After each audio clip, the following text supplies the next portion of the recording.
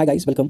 Today in this video lecture, we're going to discuss about the history of Jammu and Kashmir, including Ladakh. So today in this video lecture, we will discuss about the history of Kashmir. So let's start this video lecture. The Kashmir commands its strategic importance by virtue of its central position in the Asia, as it stands on the old Central Asian trade route, and the Kashmir Valley has since ancient times been the halting place of caravans traveling between the plains of India and high reaches of Central Asia.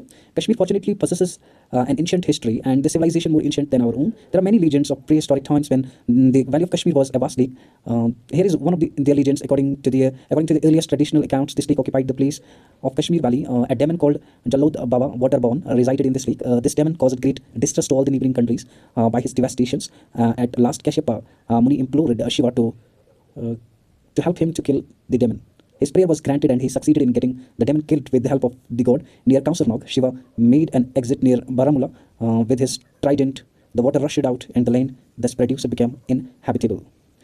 सो यहाँ पे आपको समझ में आया होगा कि जो कश्मीर की जो लोकेशन है ये सेंटर में पाई जाती है, जहाँ से एंशिएंट टाइम्स से रूट्स रहे हैं, ट्रेड रूट्स रहे हैं और यहाँ से कारवान्स आते रहे हैं एंशिएंट टाइम्स से भी. और माना जाता है कि जो हमारी वैली थी वो एक लेक थी, फास्ट लेक था. और फिर एक जिसमें एक डेमन रहते थे जिसका नाम था जलूद बाबा, वाटर बॉर्न. और हिस्ट्री ये बताती है कि वो फिर लोगों को वहाँ पे मतलब जो भी वहाँ से जाते थे उनको वो किल करते थे. लेकिन फिर उसके बाद कैशियपा मुनि जो है उन्होंने फिर कुछ पूजा वूजा की और वहाँ पे फिर शिवा की हेल्प से इस जलूद बाबा को किल किया. और फिर वहाँ से फिर कमसरनाग जो कि उसके बाद जो कि बारामूला से फिर इसका एग्जिट हुआ. जो उन्हें उनके पास कुछ त्रिशूल विशूल था तो वहाँ पे मारा उन्होंने. तो फिर वहाँ से वाटर वहाँ से निकला और फिर यहाँ पे जो उसके बाद यहाँ से जब पानी सारा खाली हो गया तो उसके बाद यहाँ पे लोग रहने लगे.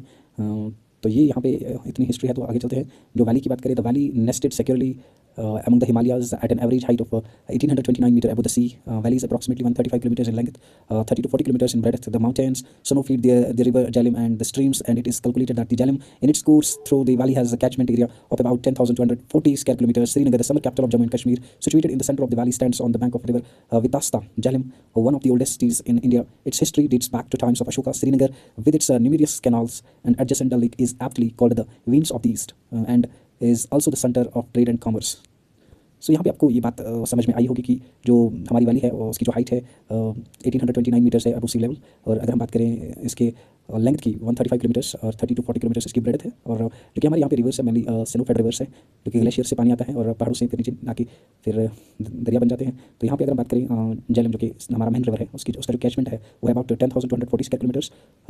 श्रीनगर जो कि हमारी समर कैपिटल है जिसके बीच में से निकलता है कौन ये झेलम रिवर बैंक ऑफ जिसको वितास्ता भी एंशिएंट नेम इसका वितास्ता भी है. One of the oldest cities in India. Its history dates back to the times of Ashoka. यहाँ पे आए हैं Srinagar with its numerous canals and adjacent the lake is aptly called the इसको विंस ऑफ ईस्ट भी कहा जाता है और centre of trade and commerce इसको कहा जाता है श्रीनगर को.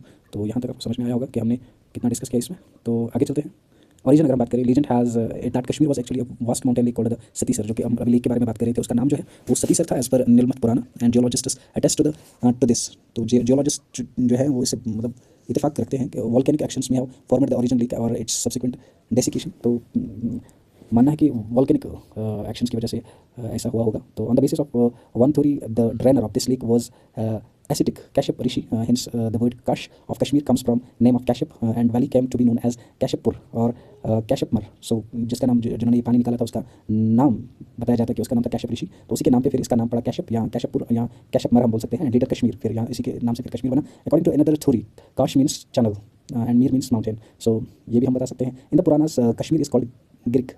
इसको हम हिल कहते हैं बिकॉज ऑफ इट्स ओवरवेलमिंग हिली फीचर्स. तो ग्रीक में आप याद रखना कि इसको ये पुराना में जो इसको बोलते हैं आपको याद रखना ग्रीक जिसका माना हिल है. The ancient Greek historian Ptolemy also a mathematician and geographer in his book Geographia called it Caspeiria. तो ग्रीक हिस्टोरियन जो थे उन्होंने अपनी बुक जियोग्राफिया में इसको कैस्पीरिया कहा है. And in the classical literature Herodotus Greek historian 450 BCE mentions it as Kaspatyros. ये एग्जामिनेशन में आते हैं ये वाली जो लाइन है ग्रीक वाली और हेरोडोट्स. तो ये आपको याद रखना है कैस्पेटिरोस.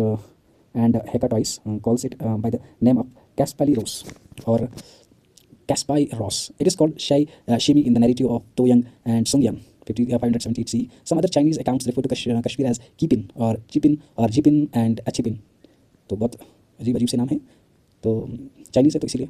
Huan Sang, Chinese pilgrim who visited India during the reign of Harshvardhana, तो ये भी आपको याद रखना है कब आए थे, came to valley from Urusha, Hazara in the west in the 7th century CE, 631 CE, and stayed here for 2 years to study Buddhist and Sanskrit lore during the period of King Durlabh Vardhana of Kashmir in his book CU Key of Travels that he wrote on his return called The Valley of Kashmir as Kashmilo. तो ये आपको जरूर याद रखना है, ये भी important है. कैशिमिलो इसने अपनी किताब में जिसका नाम था CU Key, तो उसमें इसको कहा गया था. ठीक है. Kashmir is known by many other names also. The Tibetans called its Khachal and Dards named it Kasrat. The Kashmiri in their own tongue call it Kashir or Kaushar.